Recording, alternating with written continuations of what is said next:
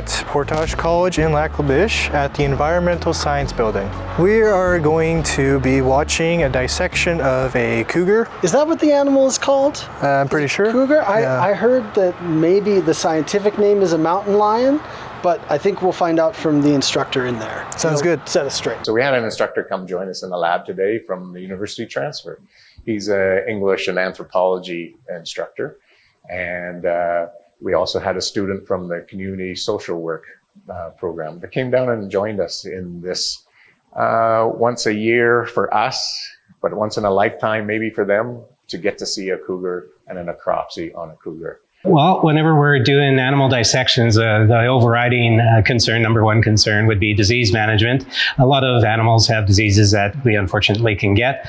We also have diseases we can give to them, but they're dead already. So we're not too worried about that. We're worried about us. And so we want our students to stay safe. We want everybody to stay safe in the lab.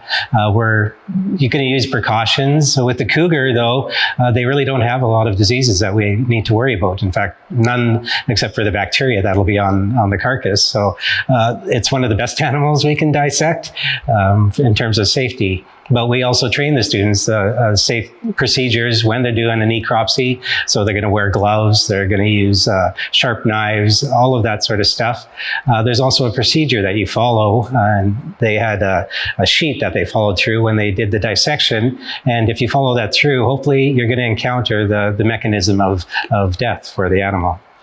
I'm looking forward to learning all about the anatomy of this animal. Just being able to see it firsthand is an experience I will never forget. I think it will help me learn about life experiences. We should do more to protect the earth and its animals. I'm really curious to see how a lab like this is led. What are the sorts of things that the instructor is trying to impart to the students? Because it's an area of instruction so completely different from my own. So I'm just interested in how this runs. I've never been in this part of this program. Oh yeah. I used to teach communications in that when I first started at Portage in 2018. Right next to Old Inclusive. Yeah. This is where we're going. Yeah, so the dissection of the cougar is part of the wildlife portion of this program. This program is accredited by the North American Wildlife Technology Association, the NAWTA. And in that accreditation, we have to do cause of death, necropsies, and stuff like that. And so that's where the cougar came into play for this lab. It's to help support our accreditation. Okay, ideally, a necropsy should take place as soon as possible, and you'll see on your form it's got a category where you're going to check if it's fresh or not. We've got a frozen one. It should have a category for that, because freezing tissue is going to change the structure of the tissue to a certain extent, right? But there isn't that checkbox there. That was a lot of information. Yes, it certainly was. You guys ready? Absolutely. Oh yeah. Totally. We'll put on one of these. All right. All right. Even retracted, it's like half an inch. You could try to pull it out and see how they go. Oh, that's right. You could. You could. You definitely could. Oh, you measure from the tail. Yeah.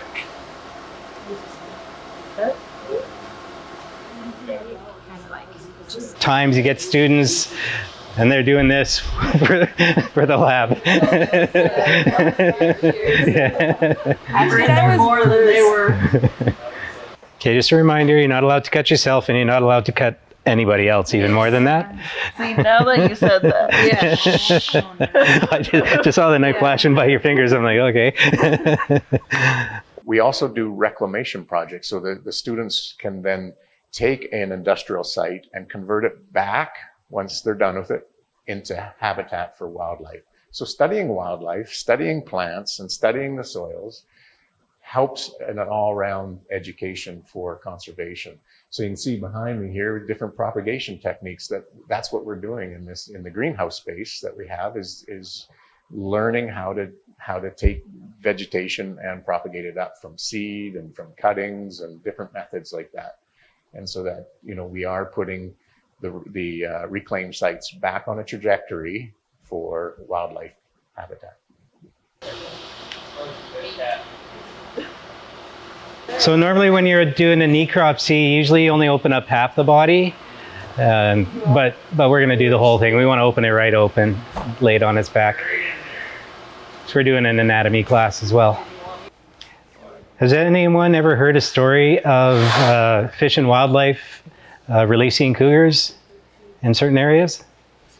I've heard of wolves, but not cougars. Okay, good. That's a myth that's been around for decades. It seems to be dying out finally.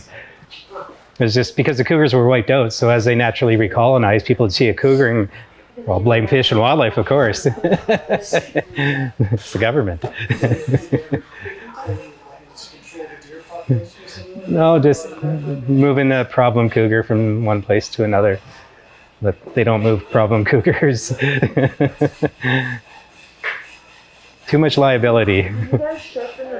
This program leads to a lot of jobs, actually. It's everything from reclamation to wildlife to water quality people and stuff like that. So this program is very diverse in that. But when it comes to the animals and stuff, they would be like conservation officers. Even if they're working on an industrial site, like a mine, they may still be in the environmental industry, out in the bush, more likely to come across a deceased animal than somebody pushing paper in the office. So they would need to recognize the animal, what it is, and then potentially have or call the right authorities to have it looked at. Oh, that made me. Oh. I didn't like that sound.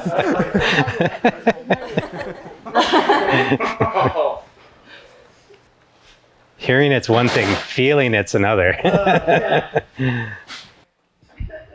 People don't realize that the cougar population in Canada took a big hit. They were mostly shot out, and the last populations were really left in the Rocky Mountains.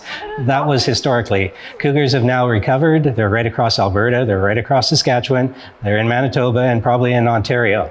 So the cougars are back, and people need to be aware that they may see them now, especially in river valleys. Cougars aren't known to attack people, but they can, especially small kids and your pets. So you do have to be aware of cougars these days, whereas before we didn't have to. Would I be able to get a look at the tongue, see how rough it is? Yeah, you're gonna have to work at it to get the mouth open because it's rigored. But yeah, go right ahead. Me, like you do Yeah, it? go right Oh, ahead, okay. Don't be shy. Just get in there. It's one of the things I want to see too. So, but yeah, everyone's been kissed by a cat or licked by a cat. So the body condition. Oh, wow. You open Kevin, it take a up. look at this. Alien. You're good? It's amazing. So it's very rough, that tongue. Oh, yeah, that's like a cactus. And large. Of course, cats aren't the only wildlife we have, and animals have different structures. So we've been really lucky. In recent years, we've got a sea can freezer, and we've got a lot of donations of wildlife that now are available for the students at Portage to dissect. So the week before the cougar dissection, we actually dissected an owl, an otter, hare, many animals, so we could look at the different physiology and internal organs of these different animals. So yeah, we've got a lot of different animals that we use to teach the students about anatomy and conservation and diseases. Quite a bit of cougars.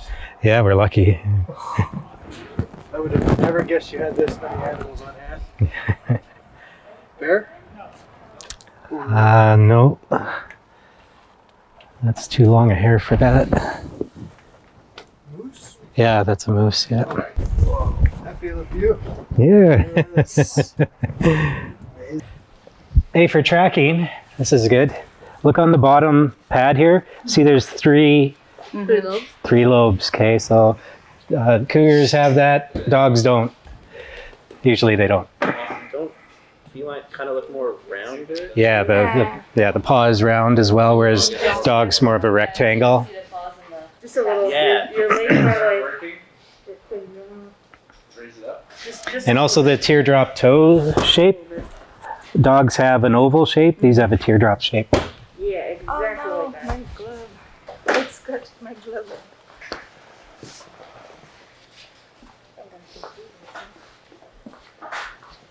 Is that why you're using a particular name? Yummy sounds. Skinning knife, I think. It's a sound in our You know, it'd be nice to get the age of this, so we should see if they're going to keep the skull or what they're going to do with it. And if they don't want the complete skull, maybe we can get the tooth out of it. This wasn't the reason we got it, is the guy had a trapline out and he probably didn't have cougar permit. So we got lucky and got it. They have to call immediately and say, because he couldn't keep it. They used to have to bring it into Fish and Wildlife, but a few years ago they changed that law, so they don't have to anymore. So now that's when I saw those cougars in there, I'm like, ooh, that's lucky. Another thing, in addition to education, this carcass has served another purpose. We carefully took the hide off the cat because it's going to be given to the Native Arts and Culture group here in Lac La Biche. They're going to tan the hide and preserve it, and that's one more good thing that comes out of an unfortunate accident with the cat going into the snare. We're going to maximize the use of it afterward. It's not going to get disposed of. It's going to be used for good purposes. So that went pretty good. Maybe we could just cut the rib cage out here too and make a window so we can look in. oh, Okay. that's the heart rate. That's the heart. Oh, it's huge. Look at it. This is one of the ones then. Yeah, that's the one. What did you find? This cat was very healthy. There was a lot of fat under the skin, a lot of fat in the organs. When we looked in the bone marrow, lots of fat there. So it was a very healthy cat. Unfortunately, it looked like it might have been a little bit hungry. There was only vegetation in the stomach of a cougar. They do eat vegetation. Only 85% of their diet is meat, but usually they should have some meat in their stomach as well. In the winter, they need that energy to stay warm. This one was an easy one. It got snared, so we could see the wire mark around the neck where the snare had tightened up on it. Sometimes, though, we've gotten cougars that get shot, and you can't actually see the bullet hole because of the hair. And it's not till you pull back the skin that you get to see where the bullet entered the cat and cause the damage. Often when you have a dissection and you unfortunately open an animal up, a lot of people run away. They get scared of it. They didn't. They were right in there. They actually got their hands dirty. And this cougar, this is probably the first time they've had the opportunity, but it was really good to see that, you know, that's with this class too. I've got a really good class this year. They're really keen. Everybody participated in the lab. Sometimes you get some people hanging in the back, but not with this group. We've got a really good group of students and the guests that came in. It made a really good lab. Learning more about the fur market and animals that are fur-bearing animals and animals that are designated differently, and just seeing those students cooperating together and all the knowledge they have in skinning the animals, it's a very impressive experience. And I was happy to be able to work the saw a little bit. A little bit nervous because I wasn't sure exactly what was going to happen once they opened it up.